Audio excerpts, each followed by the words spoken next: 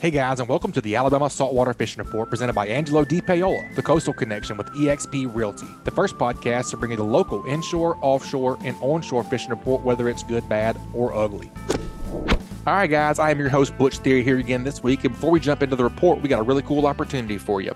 We have partnered with AFCO, and they are offering all of our listeners a free sun protection mask with any purchase of AFCO products. They make a ton of great products for all types of anglers. All you have to do to get the coupon code is text the word fishing to 314-665-1767.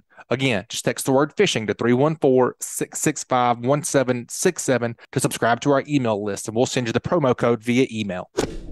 All right, guys, we have a great Alabama saltwater fishing report lined up for you this week. But first, let's take a few minutes to check out a few of this week's great sponsors. This week's Alabama saltwater fishing report is brought to you by Sportsman's Marine. Sportsman's Marine has an extensive tackle selection of anything that local anglers need for saltwater and freshwater fishing, as well as boating accessories. They have the largest selection of the slick lure in Mobile and Baldwin County. They have AFCO, Pelagic, and Saltwater Fanatics apparel along with other local brands. Go check out their Edgewater, Wellcraft, and Vecsey lines of boats. They offer engine services with 5-star Yamaha and Mercury mechanics. Also, if you're looking for a street legal electric golf cart, go check out their Atric golf carts. Sportsman's Marine on Highway 98, and they also have a downtown location next to Mr. Jean's Beans in Fairhope, Alabama. And also brought to you by Mallard Bay Outdoors. MallardBay.com is the Airbnb-style marketplace for discovering and booking your next guided hunting and fishing adventures. The Mallard Bay platform was built by sportsmen for sportsmen. Their mission is to help expand access to affordable and successful hunting by connecting you with verified outfitters across the United States. You can browse trips and prices by state or species, select the dates you'd like to go, message outfitters, and secure your dates all from one platform, MallardBay.com. Not sure where you want to go yet? Reach out to them on Instagram or Facebook, and they can help you find your dream hunt. All right, folks, I am your host, Butch Theory. Welcome back to the Alabama Saltwater Fishing Report. I am joined today with co-host Angelo DePaola, the Coastal Connection. What you say over there, Cap? Oh, man, I mean, it feels a little like summer after like a month of low humidity and no rain. We had a little bit of rain, high humidity this morning. It almost made you want to go out and chase a triple tail or tarpon or something. Yep, definitely a little sticky out this morning. Hopefully it's going to get a little less humidity again after this little front we're getting. But yeah, I was surprised at how much rain we got this morning, actually. Oh, yeah. Hope it doesn't mess up, man, the water here in Fowl River and Mobile Bay and kind of everywhere I've been. I got to take my little boat out Friday, and man, the visibility was insane. The water has been beautiful everywhere I've been. So I hope it doesn't mess any of that up. Dude, let me tell you, I was over at my dad's house on Mobile Bay yesterday evening, and I don't know if it was like the full moon, what it was, but I've never seen so many like bay anchovies. Like if you shine the light on the water, it was thousands of them. I mean, like we had like just a little dip net, like for getting bait out of your bait well. Yeah. It was like taped to a piece of like bamboo. And if you just stuck it in the water, you pulled up 7 or 8 of them. Wow. I didn't see anything eating them, but I've not seen like that much bait in a while. There's mullet everywhere.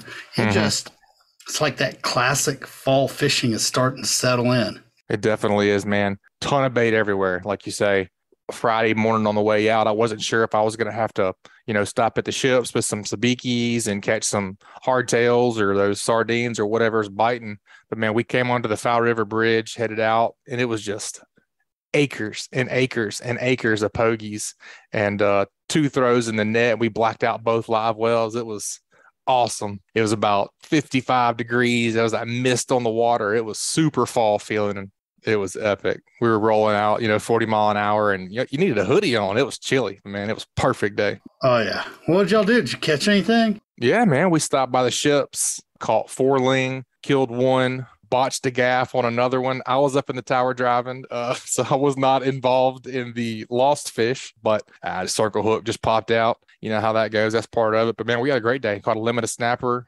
Snapper fishing was tough. We tried to stay within – I didn't try to stay. I had a couple numbers in close. It was I could not get a decent snapper to bite. And I heard it's been tough out there, on the close end stuff. And, man, there was 3 or 4 that I went to that, it's usually – you put down a live pogie or pretty much anything, and you're going to catch, 5 or 10, 15 pounders. And I could not get a decent snapper to bite. I don't know what the deal was. Man, you know what? I just think that stuff inshore this time of year, there's just so much pressure on it. Oh, yeah. It's been beat up good stuff for sure. Yeah, I ran down not this past weekend, but the previous weekend. Listen to Joe on the Northwest Florida Saltwater Fishing Report talk about the guys catching the sailfish off of kayaks. Yeah. Well, it was a time of year that like that usually does start happening, and I'll tell you, it's been interesting to me this year. Like, there's not been near the amount of bait on the front beach along the Florida Panhandle or Alabama Gulf Coast. I mean, usually, especially this time of year, it's just balls of LYs and cigar minnows and hardtails. And I mean, I saw 3 bait balls all the way to Navarre, and we crawled around with some just ballyhoo and hooked a king mackerel. It was slow fishing though down that way. Yeah. So, but it's fishing. That's Bad right. day on the water is better than a good day at the office sometimes. Amen to that. What was the water like down there? Was it still pretty? No, not like you'd think. I mean, it didn't look much different than the water did here. It's so weird. I'd figure with the lack of rain we had, usually you get this really, really clear water and a little bit higher salinity. It just never materialized. I mean, it's been clear. A buddy of mine, I mean, he was out a few days after I was out, and I don't know how I didn't see any of this. But they saw about 1,000 tarpon push through heading back to the east. But wow, no bueno on the bites. Yeah, I'm sure they got lockjaw this time of year.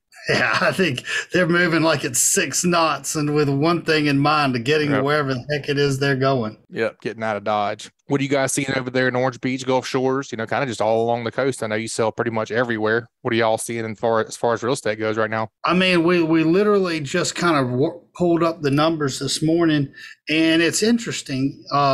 Transaction count is down about 30%, which is like a precursor to kind of what you would think a downturn in the market was. Orange Beach was days on market was up 208%. So we're starting to see a slowdown. But with that being said, prices were still up 4.3%, not just year over year, but from August to September, and they were still up. I can't remember the exact number, but it was like 8.9% year over year. So I guess what I'll tell anybody that's kind of in the real estate market and you're looking to buy, well, rates are up pretty significantly. And if just be picky, find what you want, make an offer that you think it's worth it. Don't fall in love with it. I think that there will be more stuff hitting the market, and that's just conversations we're having. And if you're a seller, I don't think the market's going to get better. I know the data is playing out. The numbers data as far as prices is not playing out that way. But when you look at days on market being up 208% and transaction count being down 30%, those are the precursors to lower prices. The only saving grace I would say is that cost to build is still up, which means any new houses are going to cost more. I don't see that going down, especially when you consider the pool of the labor force and material pool to refix all that mess down in southeast or southwest Florida. I mean, That's going to be massive amounts of labor, and material is going to be down there. So, but I would say, take a look at it. Don't be I don't know anybody that's overly aggressive on the buy side, and that's fine. At some point, interest rates will go down. So if you have to buy with some higher interest rates because you find what you love, or you're just, you're in a primary residence and you're buying, they will go down and you can refinance out of it. Go do an ARM product, and there'll be an opportunity down the road to have a lower payment. Yeah, that's the real estate market in a nutshell. I wish I had some kind of detailed thing, but that's what we're seeing. We're seeing a pullback. I think it's important to have a professional that's keeping an eye on it, and that's going to keep an eye on your best interest. It is right now we're in a period where there's a lot of charlatans that are out there selling real estate, and they don't necessarily have your best interest at heart, especially if they got to pay their mortgage payment. So we're chugging along. And look, I would say this. Anybody that you talk to in the real estate market, like what you're really getting outside of their knowledge is like, what are they doing to foster relationships? And I just think about what we do. I mean, right now, Elizabeth in my office is setting me up 5 to 6 break breads, dinners or lunches or coffees or cocktails with somebody. So I'm having contacts with lots of people understanding their mindset, understanding what may be on the market that can be bought that isn't necessarily on the market. And so you're kind of getting a Rolodex of somebody. When I think a lot of that kind of is really internal office stuff. But like as a buyer or a seller, having somebody that's tuned in, not just to the numbers of the business, but like the emotional state of people that are in the business. I mean, I just think that's key and it's invaluable. And not a lot of people do that. I don't think anybody does that on the level that I do that. For sure. And yeah, you're well entrenched in the community. And like you say, you know what's going on from the inside. And that's a big deal. Yeah. Awesome, man. Well, we always appreciate your real estate updates. We have an awesome fishing report lined up this week. I'm pumped, ready for some cooler temperatures. The opening of bow season is this weekend. I'm pretty excited about that. Got some nice deer on camera. We're going to talk to Captain Patric Garmeson. We're going to talk to Captain Delynn Sigler on the offshore. And we're going to talk to Chris Vecsey over at Sam's and see what's going on over there. Go ahead and get into this thing, man. Man, that sounds like a lineup. I cannot wait to hear what these guys have to say. All right, Angelo, let's head on down and get our first report of the day. Let's see what Captain Patric Garmeson's doing with Ugly Fishing. Welcome back to the show, Captain Patrick. How we doing today, buddy? Man, I thought y'all lost the number, but here I got a text saying invite to the show, so I'm glad to be back. Yeah, it's been a little while, man. Been busy season. You've been running, and you've been yinning, and we've been yanging. Oh yeah, man. It's just part of it, man. Got to get them schedules lined up, but we're good. Right now, after last night's baseball game, we pulled off a win. I feel like I'm a better fishing or a baseball coach than a fishing guide after today's fishing trip. Uh-oh. Got a W last night and then not so much a W today. Yeah. That's right. Yeah, something like that. Yeah, and that's been kind of the theme for the last couple weeks for me. Hit a lick, have a good trip. Then you go through the paces thinking everything's shaping up. And like for instance, this morning, Brian's first two casts had big blow ups on top water. We're like, all right, this is shaping up real nice. And I grabbed a slick and started throwing it a little bit and had a couple of whacks on a regular slick and caught a couple of little probably 12-inch little trout specks. And man, we had a few more. I think he had a couple more blow-ups on top water. I had a couple more on the slicks, and it just didn't feel like it was coming together. So we started making some moves, and we fished on both sides of the bay. We fished all throughout the Delta. I can at least give you a good water quality bait report on the Delta, and there is beautiful water all the way. As far, we went all the way to Gravine Island, cut over to 12 Mile Island, back down all throughout the Delta system, and the water is gorgeous. Beautiful, clean water, bait everywhere. Blakely, Appalachie rivers seem to have a tremendous amount of bait. There's a good bit in wrasse. Birds kind of working periodically all over. Did not see any shrimp hitting the surface. All the bird activity we saw was on little shad or pogies, but anyway, they're small bait fish that were coming to the surface.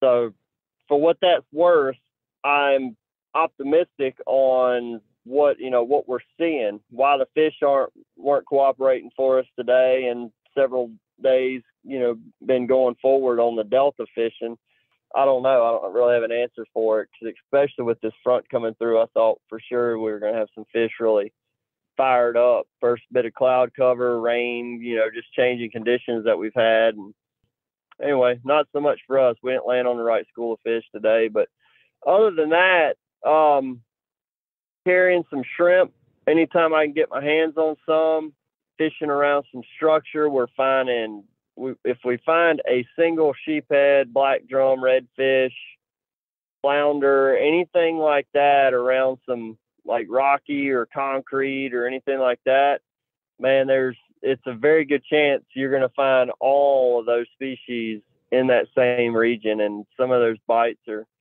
pretty good, like where you can pole down in some shallow water and just keep slinging some shrimp and keep the rod bent and catch some nice quality fish.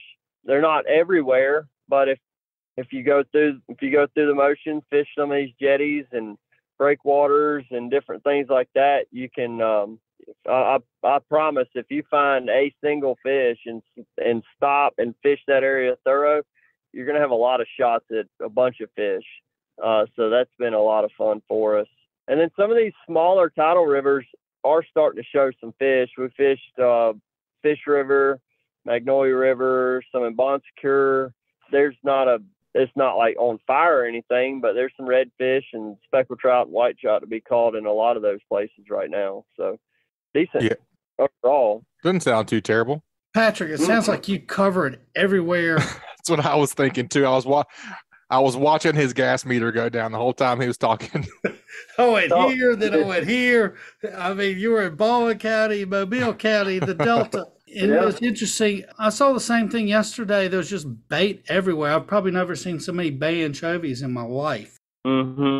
But and mullet everywhere, but we didn't catch any fish either. I mean, are we just not like quite in the fall pattern yet? Like, what do you think?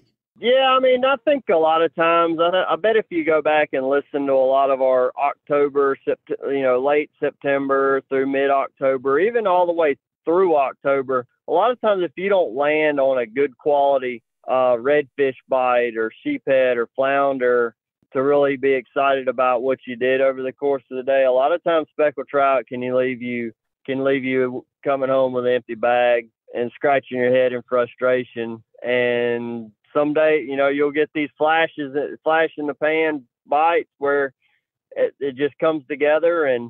But I think there's just so much. I think fish do so much moving this time of the year than actually, positioning themselves for feed and for fattening up for that winter time. I just think that there's just moving a whole lot, going from one place to the next for whatever reason. They're just not stopping and just making any plays, not staking their home in any one place just yet. Talked to Rutland yesterday or day before, and he went through the motions in Dog River in several areas a couple mornings ago, and he basically had a very similar result that I did in the Delta, just a lot of nothing. So, And he was saying the same thing as far as bait and water quality and everything looking good. So, man, I think it's painful when you're right in the middle of it and you're trying to make these guys bite, but it's going to happen overnight. We're going to be saying, man, it's awesome. It's fall. It's great. Wonderful. But it's hard getting there. It's painful getting there. Yeah, it's not quite there for me anyway. And from talking to other guides, it's a lot of us kind of in the same boat where we're happy for what we get right now. And I think a lot of our anglers that have a little diversity for, when you're going out, then you shouldn't totally bomb, but, it is possible. Patrick, do you think this full moon's got anything?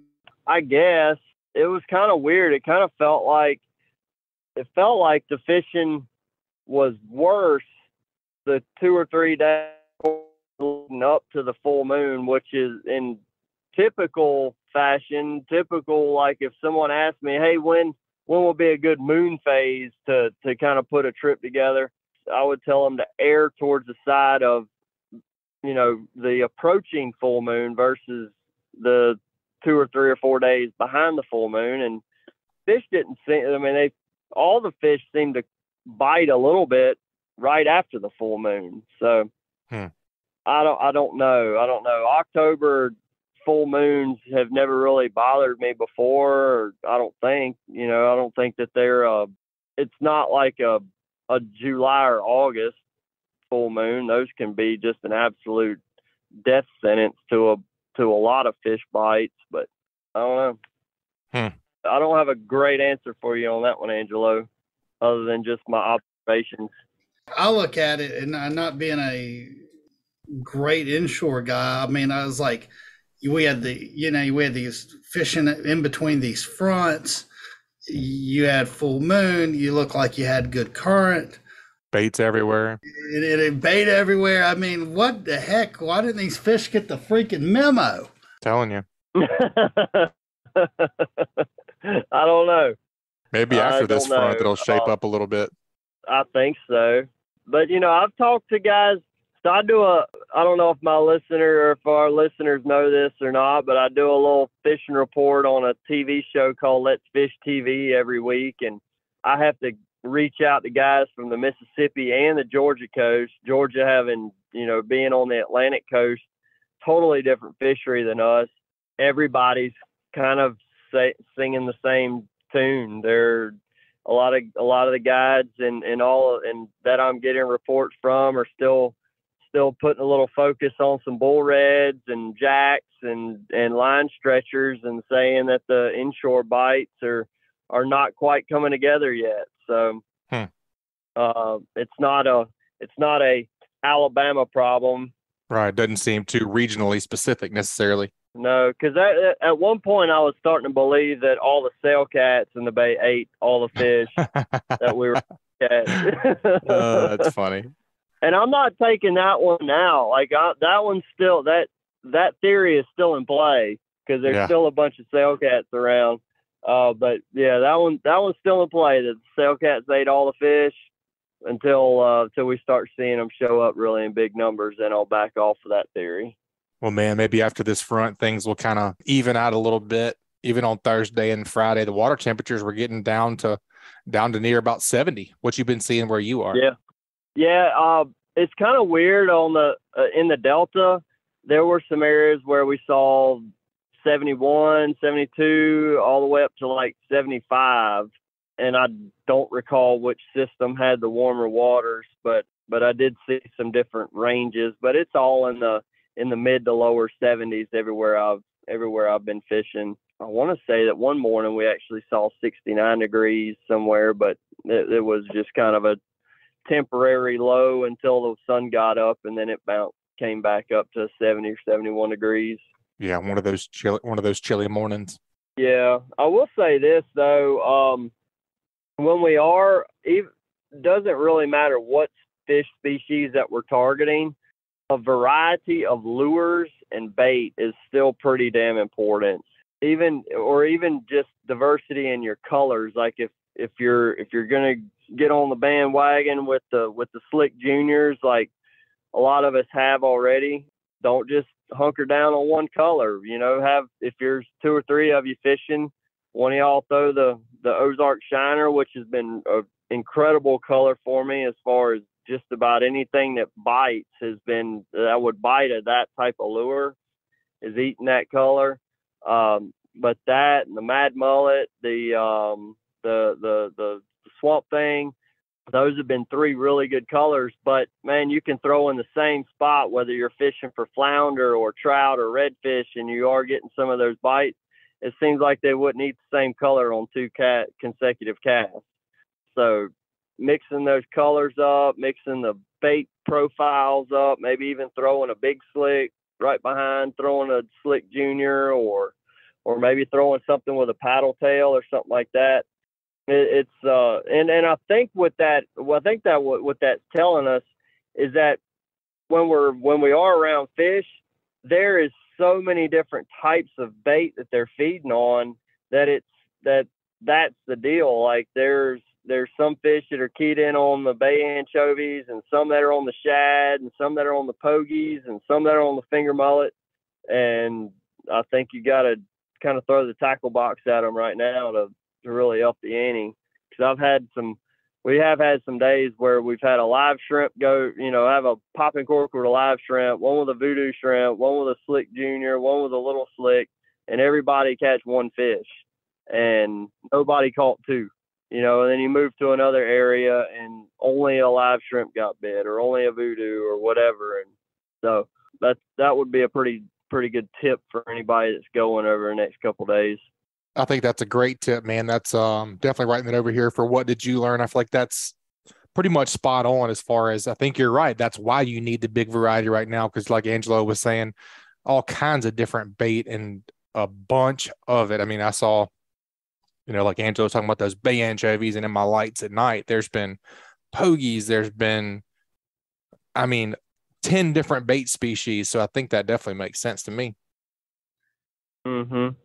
Yep, because it's like it's a buffet in the water. So we got to give them a buffet of lures or bait choices, and to try to maximize our catching. That's about all I got on that. But I tell you, one other thing that I was, as far as information that I've gathered this week, is it sounds like the bait shrimpers that were catching bait in the ship channel, they've just about quit catching bait or shrimp of any kind over there. So that tells me the stuff that was in the Mobile in the main ship channel has already moved up into the Mobile River, out of the range of where they can catch shrimp. The Tensas River, it sounds like the same thing has happened there, and the Blakely River, they've been shrimping in there, and it sounds like their catches are going down in there as well. So it sounds like all of these shrimp are pushing up these rivers. So it's about, it's about to be just chock full of it in the Delta right now. Good news, man. Anything you've noticed on the tides? I think we pretty much covered anything else. Like as far as, people going this weekend, have you been seeing anything in particular that people should hone in on or stay away from? I think I mentioned this the last time I was on. I really feel like probably the last hour of the falling tide seems to be some of our most productive times. Like when the tide is still moving at full volume, to right when it starts to slow down a little bit to where it almost stops. We've seen some pretty good success there. And then right when it flips and starts to come back in, we've been catching, some of our bites have been improving, and when that flip happens. And I think a lot of our flounder here recently have actually been coming right when it flips and starts coming back in. So something to think about if you don't have time to be out there beating the water up right at daylight. Take a look at when that tide's going to be where you want to go fishing, and try to make it maybe 2 hours before that low tide period, and give yourself about a 4-hour window to fish right through that tide change. And that might be your best bet. Yeah, man, I can definitely reiterate that as well. My buddy Luke came in from Virginia, and I picked up him and Admiral Shellfish Richardoni over there on Thursday, and we got out just as the NOAA.gov, the red curve was starting to come up, and we couldn't get away from the redfish. We caught a flounder right off the bat, and could not get away from the redfish for about the next 2 hours. So that definitely adds up there. There might be something to that. Yeah, that's definitely worth watching and worth noting.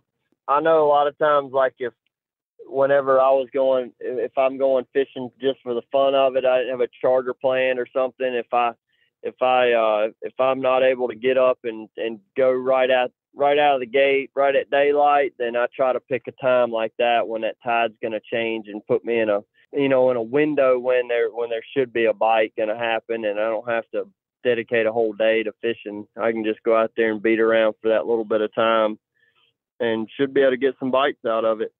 I like it, man. That's an awesome report. That's some great tips for our listeners for the upcoming weekend and just for the upcoming fall in general, man. If folks want to get up with you and book a trip, what's the best way to get in contact with you? Best thing, go to my website, uglyfishing.com. And then if you got any questions or you don't see any availability on my website, you need a trip, give me a call, or actually better to text me at 251-747-1554. Awesome, man. We appreciate it as always, buddy. We look forward to hearing from you next time. Be safe out there. All right. Thanks a lot, Butch. Have a good one, Angelo. You do the same, man. All right, folks, that was an awesome inshore report from Captain Patric Garmeson with Ugly Fishing. You guys take a quick break and check out a few of this week's sponsors. That segment was brought to you by Killer Doc. As anglers, we put a lot of time, money, and passion into fishing, but most of us do not have a fish cleaning station that we are proud of. Many of us are suffering from dock dysfunction. A rotten table with rusty metal, this is just no good.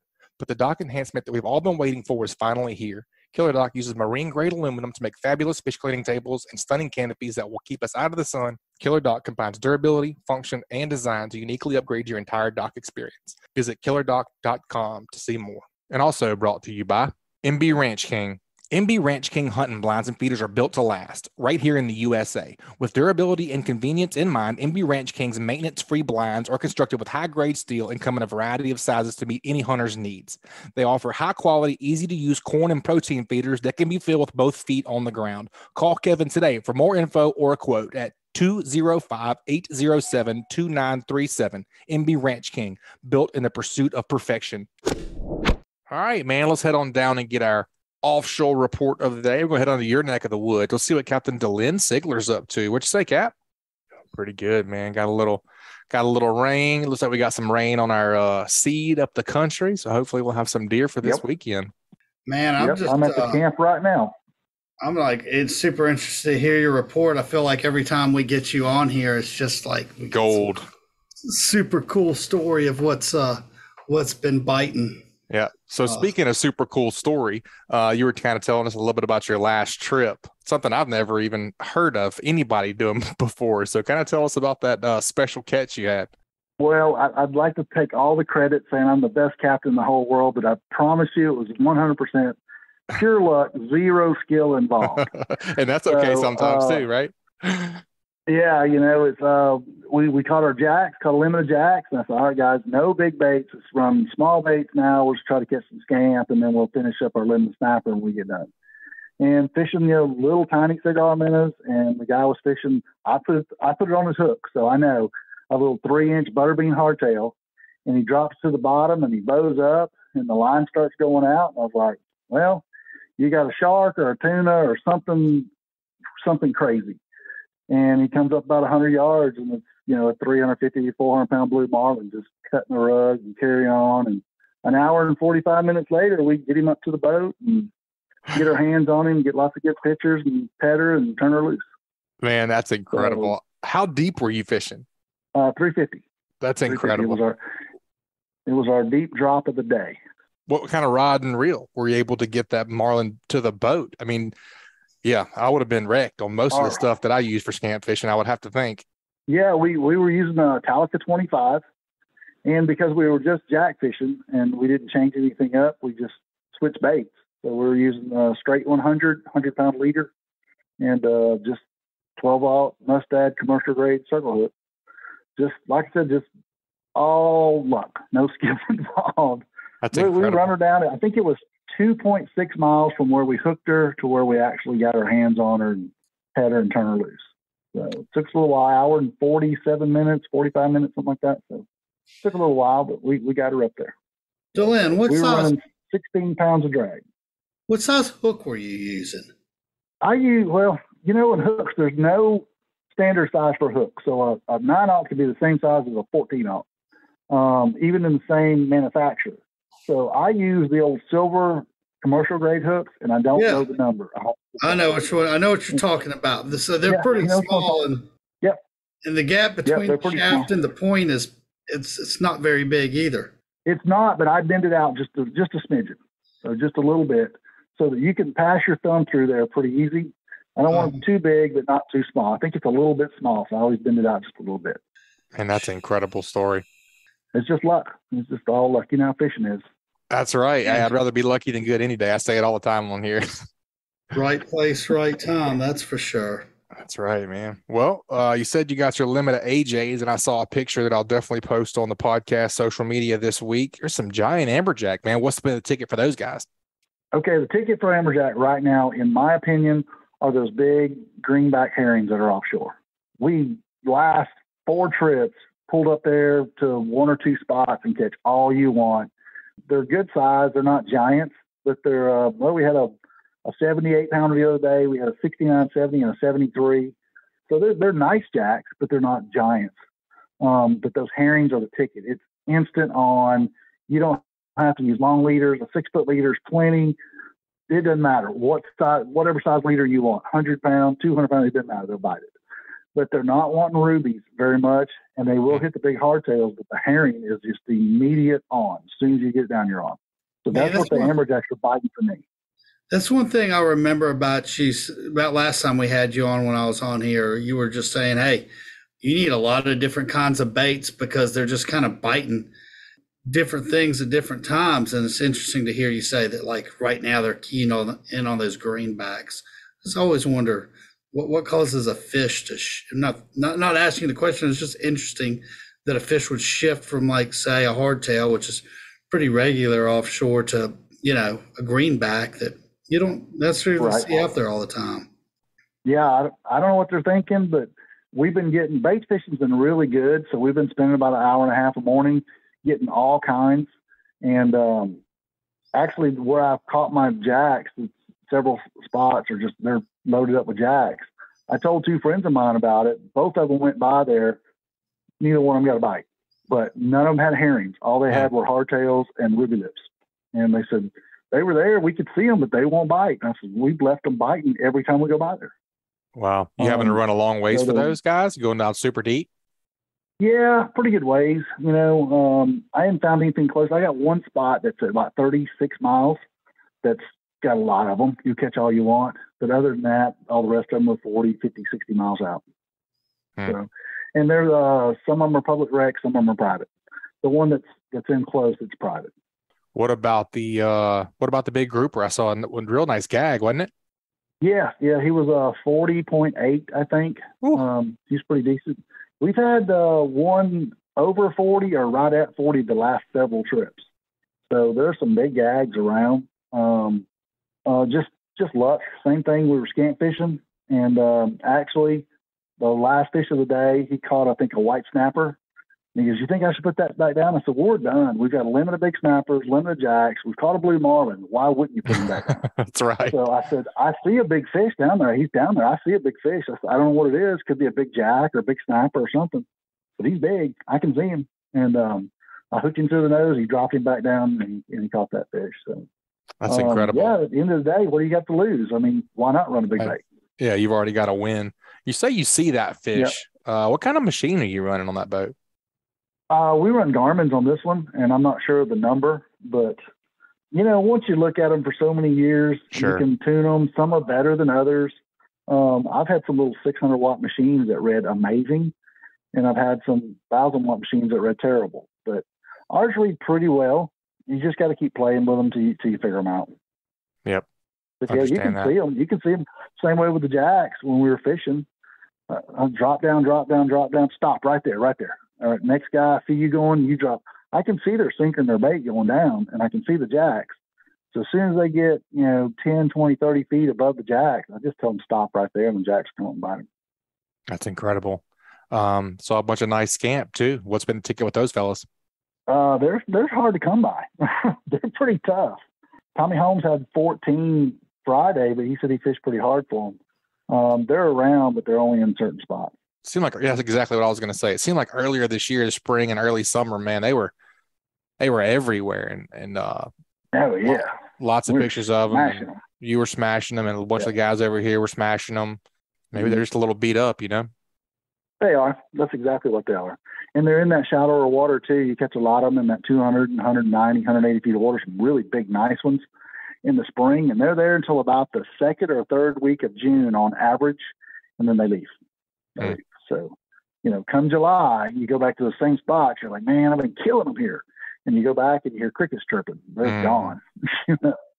So they're there every year until about that time, and then they leave. Yeah, definitely.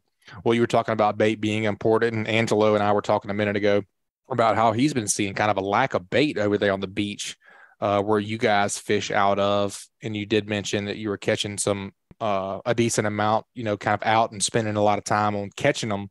Any ticket to where the bait has been, or is it just super hit and miss? I think it's been good compared to all the freshwater we've had this year. We've had so much fresh water, and that's very frustrating. It runs the bait off. But I've been starting at 35 feet of water. But starting in September, you start getting those little tiny cigar minnows, which I don't care a whole lot for. They work great for small scamps, but the bigger scamps and stuff, not so much. So I started there, but here lately I've been getting my bigger cigar minnows in that 45, 55, 65 feet of water. Just on reefs, on bottom reefs? No, just on open flat, sand bottom. But now you can get them on reefs also. Now my big herrings, I've been getting on the big public reefs, your barges and your ships and things. You go by there, you have to circle around because they move around so much. Right. And circle around till you see them. Have people ready. When I say ready, like sinker in the water, your bell open, you just, as soon as you say go, you just turn it loose and it drops with about a 3-ounce lead. And I tell them, hey, they're about 40 feet down, drop right at boom. And once you hook one, you usually hook 3 or 4 or 5 on one rig. And so you get your 30 or 40 of those in a live well, and you've got something. That's funny. I noticed the same thing. Like you had to be on the herring one of the reefs, but once you just started drifting across the sand bottom, you would catch the cigar menace. Yep. Very interesting, man. That's a great offshore report, and a great I think you gave our listeners a great direction to head this weekend if they're going to be able to get out. We really appreciate you giving the report to our listeners, man. We always enjoy hearing from you. Absolutely. We'll start on your bait at 35 feet of water. There are some in on the beach, but I've been starting at 35 and then working my way out to 45, 55 for the bigger cigar menace. Go to your oil rigs or, your big wrecks and catch those big herring. Just circle up because they'll be go on the upcurrent side of the wreck and make circles and be ready because they move so fast that you're ready to drop in them as soon as you see them. Man, that's a great tip. I appreciate it, man. We always enjoy hearing from you. Be safe out there. We look forward to hearing from you next time, Captain Delynn. Thank you, guys. I really appreciate it. That was a fantastic offshore report from Captain Delynn Sigler over in Orange Beach, Alabama. You guys take a quick break and check out a few of this week's sponsors.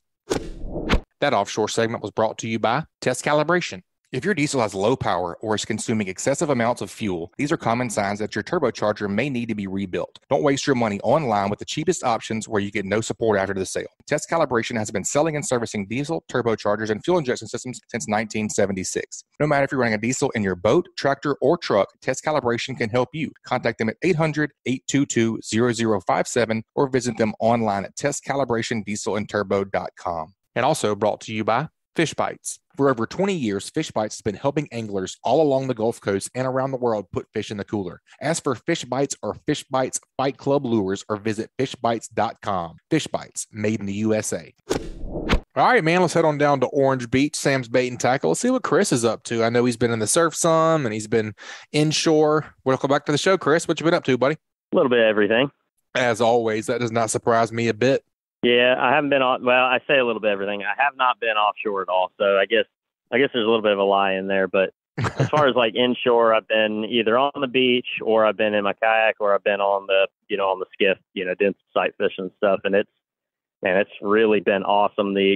Obviously today we had a little bit more humid, wet weather, but this last week and a half or so, it's been dry. The water's been clear. Even on the days when it's been a little windy out of the north. I just have to kind of think about where I'm going, putting in, and where I'm going to be fishing, and I still get out there in that chop and do pretty good. So it's been really awesome for the last week. Well, what you been targeting? Pretty much redfish, speckled trout. The trout bite I have to say is still kind of spotty. I am seeing some really big fish though, moving up into the shallows now. There was a trout I saw probably this is going probably 2.5 weeks ago. I saw a pair of fish up in Perdido Bay that were probably 30, 31 inches. I'd say both of them were that big. Just big, heavy fish laid up on a grass edge and super spooky. I first threw a fly at them. They ignored it. They started moving off. I threw a weightless fluke at them. They ignored it. I'm pretty sure the only way I would have caught them was with a gill net. So I just kind of moved on from there. Yeah. Or should I say they moved on? Yeah, they wanted nothing to do with me. But just starting to see as we're getting in a little bit cooler temps, I'm starting to see more of those big trout moving to that shallow water. That's great to see, man. Yeah, those fish are definitely wise for a reason. They're that big for not being dumb. Oh, absolutely. I'm pretty sure that if they could talk, they'd probably, like when you throw something at them, they'd probably make commentary about your knots or what kind of leader you use and things like that. Yeah. They're like, look, man, we've seen all that before. You can just go ahead and cut that off and put it back in your tackle box. Yeah. Look at this guy throwing a uni knot. Yeah. Seen that one 100,000 times. I'll tell you what's been really awesome is the amount of big mangrove snapper inshore. Really? Like if you're fishing docks right now, in particular, dock hopping for trout and sheep's head and all that, there's a lot of really nice mangroves. And these aren't obviously offshore size mangroves. You're not going to catch a 8 or 9 pounder or anything, but you'll get plenty of them that are going to be just sublegal up to, say, 14, 15-inch fish. But, I mean, you talk about a bonus. If you're, if you work these docks real thorough, you should be catching some reds. You should almost certainly be getting some flounder. We've had a really good flounder bite. But to be able to throw, 3 or 4 really nice little mangrove snapper in the box, that's a nice little bonus. It's funny that you mentioned the mangrove snapper. Like, hey, I've been watching all the guides that kind of fish out of Orange Beach Marina. That's kind of the main thing that they're bringing in. But like, it seems like every couple of years, I don't know what the water situation has to be, but like you get this push of fish. I'm not sure where they go other years, but like even off the dock here at the marina, I mean, I was just out here walking around and talking on the cell phone, and I probably saw 30 of them. Maybe high salinity with the lack of rain, maybe? It's got to be it. Or I don't know. Yeah, that's probably has a lot to do with it. But here's the thing is, we were catching a lot of these fish, 3 weeks ago when we still had pretty high water and so that dirty, that low salinity water fishing out of the bay. So, it may be that they've come in, a lot of these fish are coming in on that higher salinity on the incoming tide and then just staying on the structure. Bait wise, there's still a lot of bait near shore, and that's obviously helping. But you're probably right. The high salinity from the last 2 weeks, real dry weather, has definitely not hurt it. But, like Anna's saying, you watch the guides coming in right now. Most of those guys are really trying to hammer on those mangroves right now. And, you look at it from my angle, I'm fishing straight artificials and or flies. And if I'm able to go out and, hit a nice little handful of them every time, I mean, that really gives you an idea how many are around some of these structures. I mean, if you go in there with live bait like shrimp, or what I prefer if I'm going to live bait is either small croakers or little LYs, you can do some real damage on them. If you were going to fish for those with live bait, what's your ideal setup as far as terminal tackle goes? Man, if you can find a spot that has a bunch of them, free lining is always probably the best, but I'd say small split shot, about 1.5 feet, above the hook. Go small on your hooks if you can, small circles. You just got to match it to the size of your bait. Now they'll eat a bigger bait than you think. I mean, they will eat a finger mole. They'll eat a small, a croaker that's 3 or 4 inches, but that smaller stuff, like I say, the LYs or the little 2-inch croakers are just candy for them. They got some pretty toothy. They're pretty toothy critter, aren't they? What about leader? I fish 15 or 20 pound leader on them. Their teeth are they're sharp, but they're kind of more cone shaped. So they don't really have an edge on them. They're not really made for cutting, as much as just for grabbing. So most of the time you can get away with pretty light leader on them. Makes sense for sure. Yeah, that sounds like a great option, especially if that's good. Like you're talking about, put 4 or 5 in a box on a bonus. That sounds great. Those are delicious fish. Oh yeah, without a doubt. What you've been seeing on the beach? Pompano bite has been awesome on the beach. Lots of flounder, but it's, as we get into, October's always been like this. You catch a lot of flounder on the beach in October, but a lot of them are going to be undersized fish, especially now that we've gone to that 14-inch. There's going to be a lot that are just kind of hovering right on the line. But it's a numbers game. You just keep hopping from little trough and pocket to the next, and you catching a limit of them is easy. I mean, you shouldn't have any issue doing that. Just expect to have to throw back quite a few. Yeah. And plastics, there's a lot of different plastics that are working. The most popular, hands down, right now is the fish bites. Their Fight Club baits. There's one their grub, the Dirty Boxer. That's what everybody's asking for. But you can catch those fish on a lot of different soft plastics. Pretty much anything. If it has a good curl tail or paddle tail with some action to it, in white, chartreuse, or even pink, you can catch those fish. Yeah, man, it's been good to see the amount of flounder around lately. It is. We had a few really bad years, obviously, and I think, the change of limits no doubt helped a lot. The restocking program on the southern flounder is definitely going to help a lot, although it's obviously too easy to tell what effect we've had from that because those fish are still going to be relatively small. But the change in limits is definitely going to be a big boost. Yep. Chris, you're throwing the Dirty Boxer for the flounder. Are you catching any pompano? Just coincidentally, can you kind of jig for flounder and catch some pompano at the same time, or you throwing set rigs? What are you doing there? You definitely can catch them at the same time. If you're throwing the Dirty Boxer is a pretty big grub. And a pompano will definitely grab it. I've caught pompano on hard baits, top waters, jerk baits, all kinds of stuff. They will eat a big lure, but day in, day out, it's not what you're likely to catch them on. If you fish smaller plastics, like something more compact, like a 3-inch grub or a smaller swim bait, you're definitely going to have a better chance at catching them.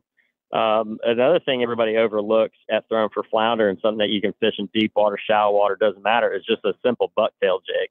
Like at the 3/8 to half ounce white bucktail. You're going to catch flounder on that, and then you're far more likely to get pompano. Whiting will hit that thing. Redfish will hit it. Speckled trout will hit it. Just about every. I mean, think about it. What hasn't been caught on a white bucktail jig? I mean, everything. No is doubt. That it's like the blue and white islander of That's right. fishing. That's right. Yeah, it's like you just don't go fishing without at least one of them in the box. Yep, no doubt. Man, you got me thinking about grub heads a little bit, talking about for flounder and redfish, and it's getting to be the time of the year where we can catch those speckled trout, on the jig heads with the grubs. Do you put any weight to A, color, and B, eyes on your jig head? I fish. 99% of the time I fish an unpainted jig head. Yeah.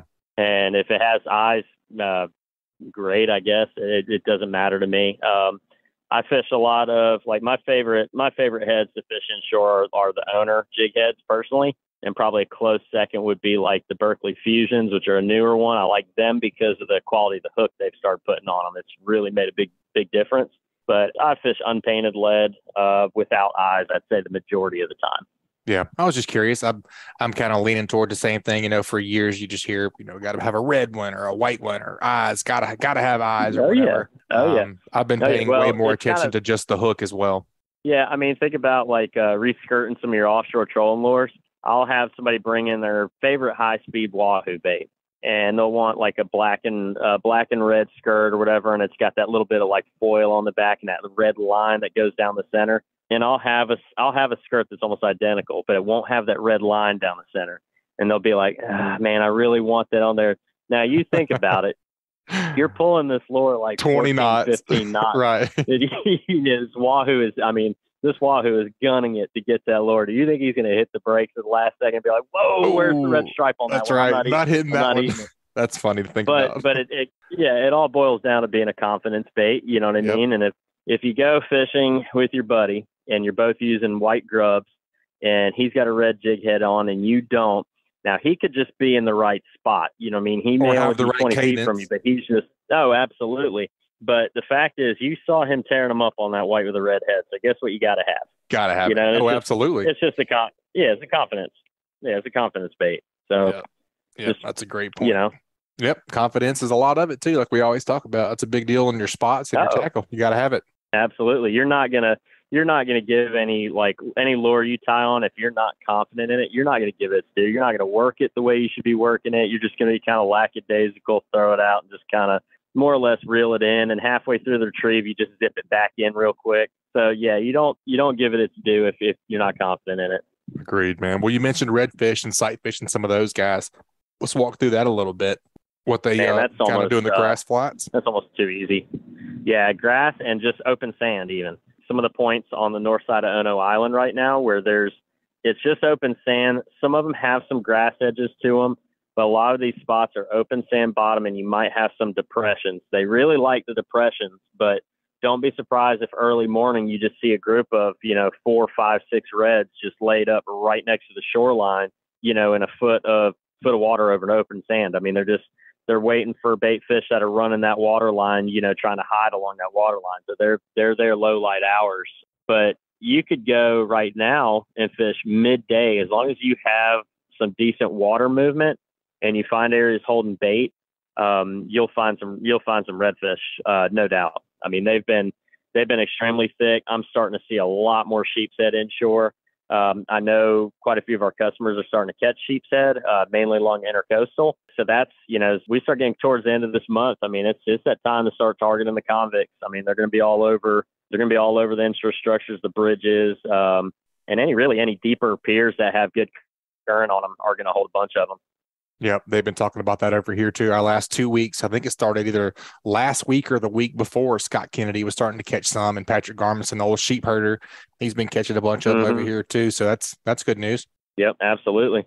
Angelo, sounds like you need to be sight fishing for some redfish, man. That sounds pretty epic over there. I mean, like that, and I told Angelo if he ever wants to go, all he's got to do is call me or message me, and we'll jump on the skiff and go. I mean, Well, hey, just look, got let me from ask you last- this then while I've got you there, because I'm going to take you up on this. What time do you go in the morning? A lot of time I don't go in the. I mean, if you're sight fishing them, I need sunlight. So you can sleep in, you can have your coffee, breakfast, whatever. You know what I have? I actually, Chris, I have like a gift card I got to come bring you for doing that child's the fish learning thing that we did with the kids. And I have a gift card. Yeah, we the club got you one for fishers. Nice. So you can take your and I see your wife every morning in the gym. So yeah, now he likes to go to that. I'm not getting up that early to go to the gym. I'm just not going to do it. Much rather go fishing that early. You could give it to her, or you could give it to you while you'll go fishing. Or I could just go fishing with you. Exactly. Well, you could use that as your motivation then to be like, man, I need to give Chris this gift card. Why don't I see if he wants to go fishing? That's right. And I'm not giving it to him or his wife until I'm on his boat. I agree. Got to. That's actually a pretty good little like extortion technique there. It is. I support it. I would do it.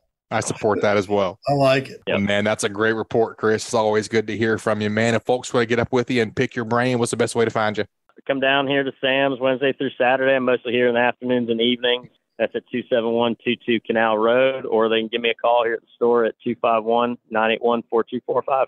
Awesome, man. We appreciate your knowledge as always, and we look forward to hearing from you next time, man. Y'all be safe out there. Hopefully you can get Angelo on a fish. I mean, I need somebody. We'll try. We'll just keep him. If I put him on the fish, though, he's going to expect, like, when you do the cover photo for whatever that week's podcast, he's going to expect that his picture be like the main one. That's a deal. Take tons that is a deal. I can do that. All right, man. Thanks, Sounds Chris. good. We'll talk to you soon, buddy. Thanks again for having me. All right, that was an awesome hybrid report from Chris Vecsey over at Sam's Bait and Tackle, Orange Beach, Alabama. That segment was brought to you by Hilton's Real-Time Navigator. The days of heading out and blindly looking for good fishing areas are pretty much over. Don't waste time and money on fuel searching for fish. You need the most recent, highest resolution images to not only know where to go, but where not to go. The knowledge provided by today's technology is critical when planning an offshore fishing trip. Make the choice that professional captains all over the Gulf make and choose Hilton's Real-Time Navigator. The easy-to-use interface and excellent customer service will have you on the fish every time you go. Check them out at hiltonsoffshore.com. And also brought to you by Dixie Supply and Baker Metalworks.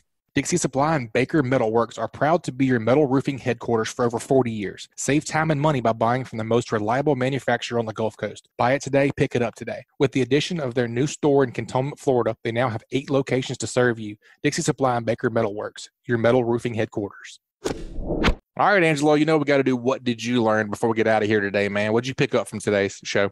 Man, like, as much as we always get so excited about September, October fishing, and I still believe it's the best month, I think that, like, that the fishing is humbling, and that, like, no matter what we think they should be doing, they're not necessarily doing. I mean, like, you better be prepared to fish for freaking everything from flounder to pompano to mangroves to redfish and trout to be able to put a box of fish and bag together, yeah.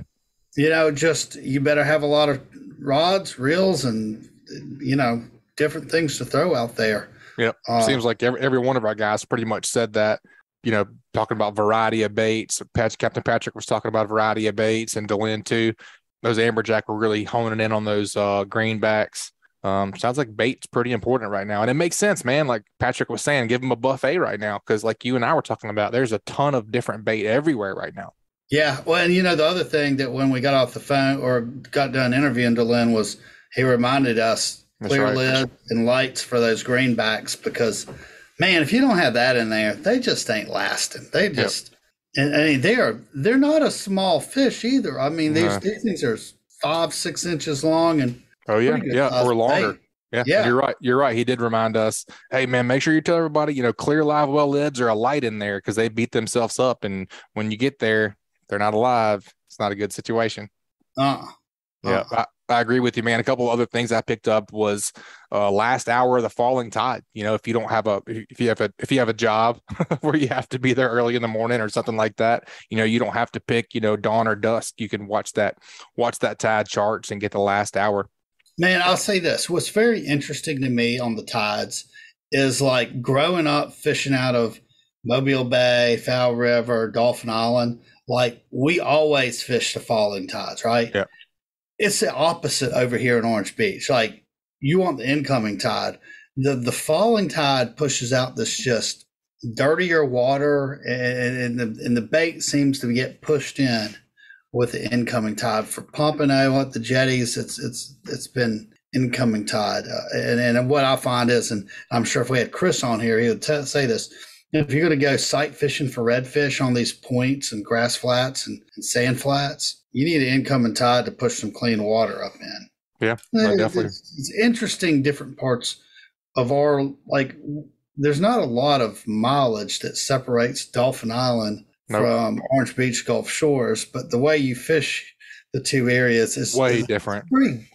Significantly different. Yeah, especially depending on the time of the year, it can be vastly different. Like right now, I feel like we're getting, two totally different reports. So I kind of like getting the East Shore, the Eastern side report from Chris or Scott or somebody like that, and getting one from over here too. That's been working out very well. The other thing is, and I thought this was very interesting when we talk about what did you learn, that the fact that the guys shrimping in the shrimp channel aren't catching any shrimp. I mean, that just tells me that, like, whether it's next week or the following week, we're going to hear about somebody catching fish up in the Delta. Yep, they're on the move. And that's what Patrick was saying too. They're on the move. Yeah. I think maybe the fish are trying to hunt the bait and they don't know where it is, or I don't know how they couldn't know where it is. I've never seen so much of it. I mean, look, while we were all on a break, you were telling me about all the pogies and mullet right out in front of your house. Yep, it's been a ton, man. Speaking of bait, I also picked that up from Delynn segment too. Talking about starting at about 30. He was pretty specific on starting at about 30, 35 foot of water, looking for those bait balls on the bottom or, in the mid water column, looking for those fish and being ready, like with the sabiki rig, and he's marking them and firing down right there and working his way a little bit deeper. Well, you know what? Like when Delynn, to me, it really only had the only guy that we had on this week that had really had a great fishing report, right? But like we're sitting here going over what did you learn? Like I think you better have variety. Shrimp are probably up in the Delta. I mean, Delynn talking about catching bait.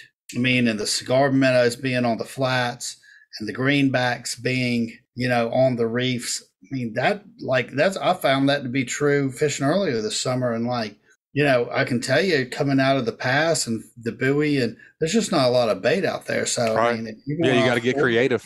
The other thing, and I always, it's one of those things you ever wonder, you're like, I got a hunch in my head that the grouper bite kind of sucks after spring. But Delynn, he's out there all the time. Who knows? He probably has a log, but he was like, get into June, that scamp fishing's we don't know where they go, but it's not as good. Yep, that's just experience. All that stuff is just experience. And also he was saying, I thought I picked up from Delynn was also, kind of circle up current on those reefs, like the big barges and stuff. He's been finding those sardines on circle up current and kind of find them off of the reef and catch them that way. Yeah. So I thought it was, as far as a report that has really good data of what you can do to, catch fish and catch bait, it's about as good as one we've ever done. Yep, I agree. Lots of great tips, man. All right, guys, that wraps up another great segment. Let's take a quick break. Check out a few more of this week's great sponsors.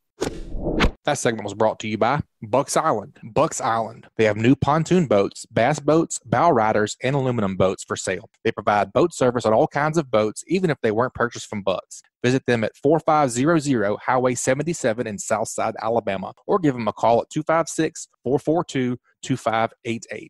And also brought to you by National Land Realty. If you're in the market to sell your land, check out the fastest growing, most innovative land brokerage in the country. With the largest online presence in the industry, bottom line is that when you market your land through National Land Realty, the right buyers will know your land is for sale. Contact your local national land agent at nationalland.com. Man, Angelo, it's always a pleasure, buddy. I always enjoy co-hosting with you. It's a good time. A lot of good information in this one. Dude, I agree. I'm going to have to get out with you and Chris and go catch some fish. I need somebody to break the streak for me. Yep. Stop working so hard, man. You got to get out there. I hear you. Well, man, I'll catch you next time. Absolutely, brother. Enjoyed it. All right. Thank you, dude. All right, folks, that's going to wrap it up this week. You guys, please make sure and subscribe, rate, and review wherever you listen to podcasts. And don't forget to text the word fishing to 314-665-1767 to get that free AFCO Sun Protection Mask promo code and also to be added to our email list. And we'll send you the new show each week. You guys keep whacking them. Be safe out there.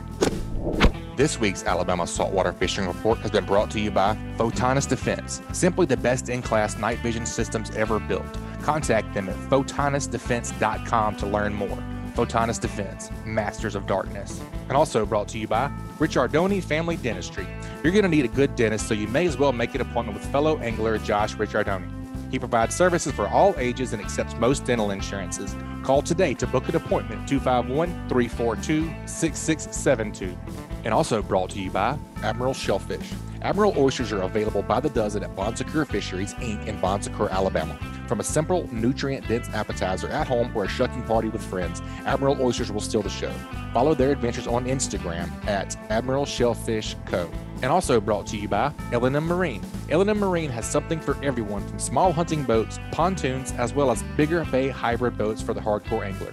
Go visit them at 34600 Highway 59 in Stapleton, Alabama, or call 251-937-1380. And also brought to you by United Bank. United Bank supports our farmers with financial products and services designed specifically for agribusiness. All loans subject to credit approval, equal housing opportunity lender, member FDIC. And also Foster Contracting, Fortified Roofing Pros. Did you know you could save up to 40% on your homeowner's insurance with a fortified roof? Learn more at fortifiedroofingpros.com or call them at 251-973-9999.